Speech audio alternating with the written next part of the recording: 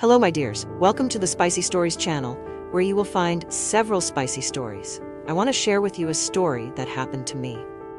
Stay until the end of the video, because you will learn everything about this story of mine that I had never told before, but I plucked up the courage. And I want to extend an invitation to you at the end. I am already happy to see you here. So let's go. It was already past midnight. The living room lights were still on, illuminating the silent house as if they wanted to deny the loneliness I felt. I tossed and turned in bed for a few more minutes, trying unsuccessfully to find some rest. But insomnia settled in like an old friend, a constant companion since the death of my husband Matthew. The pain of loss did not seem to diminish. Even after 3 years, it still clung to me like a shadow, pulling me down every time I thought I could breathe. And, no matter how hard I tried to push away the dark thoughts, the emptiness persisted. I no longer knew what it was like to live without him, without the presence he brought to my life. That was when I decided to get up. A glass of water. I needed something to distract me, something to break the heavy silence. When I walked through the living room door, I came across an unusual scene. Paul was there, lying on the couch, watching a movie. I didn't know much about him. He was just my brother Caleb's childhood friend, a man I had crossed paths with a few times, but never in a meaningful way. That night, Caleb had asked me to welcome Paul into our home for a few days. He was going through a difficult time in his life. His wife, Sarah, had cheated on him, and he was broken. I didn't know what to say to him. I didn't know how to offer any kind of comfort. After all, how can someone help someone else when they are lost within themselves? Caleb had begged me to be a calming presence. I had been through my own grief. The loss of Matthew had devastated me 3 years ago, and ever since, loneliness had lingered with me, like a shadow I couldn't shake. "Jessica," Caleb said, his voice cracking, "he needs peace more than anything. He needs to know that not every woman in the world will make him feel the way Sarah did." I knew I had to help Paul, but what I didn't know was that this decision would change the course of my life in ways I never imagined. I hesitated for a moment before approaching Paul. He was so absorbed in the movie, he didn't even notice me. I sat down in the armchair next to the couch, picking up my mug of hot tea that was still on the coffee table. The warmth of the tea helped calm my nerves, but as I looked at him, something different began to happen inside me. He looked so broken, so lost, that a desire to help him, to give him some relief from his pain, grew inside me. I hesitated for a moment before approaching Paul. He was so absorbed in the movie that he didn't even notice me. I sat down in the armchair next to the couch, picking up my mug of hot tea that was still on the coffee table. The warmth of the tea helped calm my nerves, but as I looked at him, something different started to happen inside me. He looked so broken, so lost, that a desire to help him, to give him some relief from his pain, grew inside me. "Sorry," Paul said, turning to me, "I know I'm interrupting your evening, but do you mind sitting with me for a while?" I felt a mix of emotions as I looked at him. He looked so vulnerable, his shoulders slumped and his eyes heavy, as if every breath was an effort. I sat down next to him. The silence between us was thick and heavy with unspoken feelings. The television continued to show scenes from a romantic movie, but I could barely concentrate. Something in the air was changing, something I couldn't control. I took a deep breath, trying to shake off the growing discomfort. "Are you okay?" I asked, trying to sound calm. "I don't know," he replied, looking at the screen with a forced smile. "Everything changed in an instant. I don't know who I am anymore." I looked at him, my heart sinking. His pain resonated inside me, as if it were the same pain I'd felt every day since Matthew's death. The loneliness, the sense of loss, the idea that the future no longer made sense. It wasn't easy being around him. Something about his presence made me uncomfortable, but also attracted. It was as if, in seeing him broken, I could see my own fragility reflected in him. He seemed lost, but not just because of Sarah. I knew that, somehow, he was lost too, in a much deeper way. "I can imagine what it must be like," I said in a whisper, more to myself than to him. "I've been through something like that.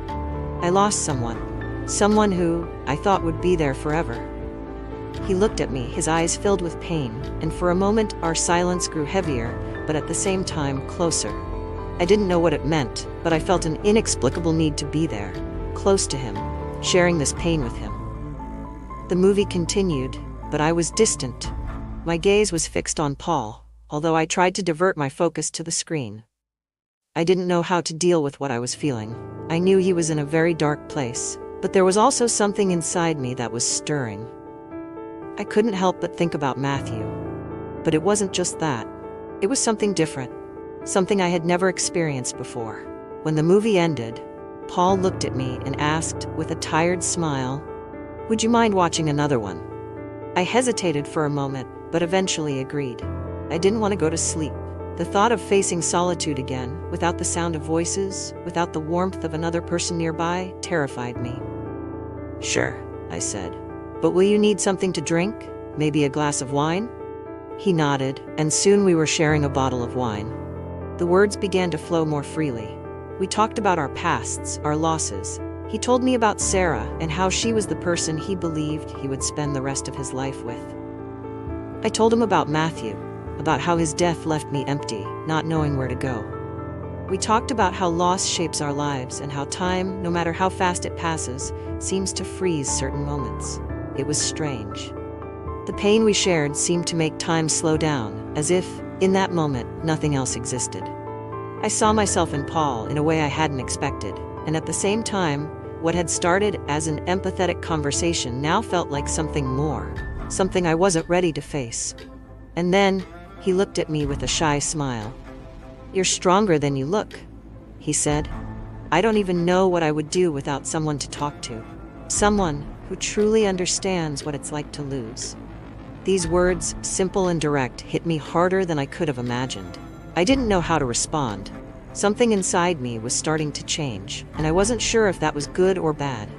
But I knew I couldn't deny the feelings that were emerging. The next morning, Paul appeared in the kitchen, making coffee. The smell hit me before I even opened my eyes. I was unaccustomed to having someone so close to me, and now, what had started as a gesture of support seemed to have become something much more complicated. I watched him as he stirred the pot, his face serious but with a hint of calm. He turned to me with a smile. "I never thought I'd say this, but you play the piano really well," he said, remembering the night before when I'd played him a few songs, trying to relax him. I smiled slightly, but the comment made me feel a strange warmth. Something was forming between us, a connection I didn't know how to handle. That night, after a long conversation, Paul looked at me and said, "I don't know what's going on between us, Jessica, but I can't deny that I feel something." And in that moment, the tension between us exploded. I didn't know what to do with it. I knew it was wrong, but something inside me wanted to move on. Something in me needed to feel again, needed to connect. But I knew I couldn't continue on this path. I had to make a decision, and quickly. What we were beginning to build was, at its core, an escape, not a cure. I didn't want loneliness and pain to pull us together so forcefully, but at the same time, it was hard not to give in to that impulse. I woke up the next morning with a heavy feeling in my chest. What had happened between Paul and me had felt like a mistake, but I couldn't deny the attraction I felt for him. The line between helping someone and getting involved in a more intimate way had been crossed, and now I was lost. "Paul," I began, trying to gather my courage, "this can't go on. We need space." He looked at me with a look that mixed understanding and pain. "You're right," he said. "I know what we did wasn't right, but we can't go back." The decision was made. I needed distance to understand what was going on inside me, to deal with my own feelings. I knew our friendship would never be the same, but I also knew that somehow I had to move on. We both did. I never knew exactly what happened that night, but I know it was the beginning of a new chapter in my life. A story that, although it involved pain and confusion, also brought clarity. I could no longer live in the past, stuck in the pain of loss. I needed to look to the future and move forward, despite the complications, despite the confusing emotions. And looking back, I realized that this journey with Paul, however brief it may have been, taught me something fundamental. That, even in the most difficult situations, we can find ourselves, reinvent ourselves, and eventually start over. I'm glad you made it this far. Now I want to invite you to subscribe to the channel if you haven't already, to receive all of our videos. Like, share, and leave in the comments what you thought of my story. I promise I'll read and like your comment. I'll stop here and see you in the next video, okay? See you then.